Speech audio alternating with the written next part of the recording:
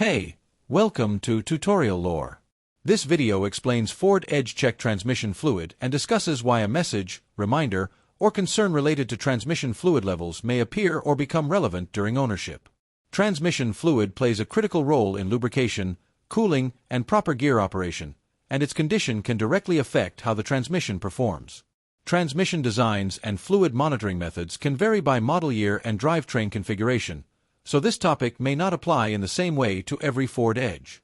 Based on documented automotive service and technical information, a need to check transmission fluid may indicate routine maintenance requirements, changes in fluid condition over time, or operating conditions that place additional demand on the transmission system.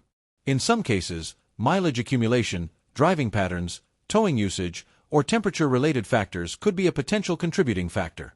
Older generations may require more frequent inspection due to serviceable transmission designs, while newer models could rely on different monitoring or sealed system approaches depending on configuration. This video explains commonly documented causes and patterns. Some cases can vary by model year mileage or prior repairs, so this information may not apply to every vehicle.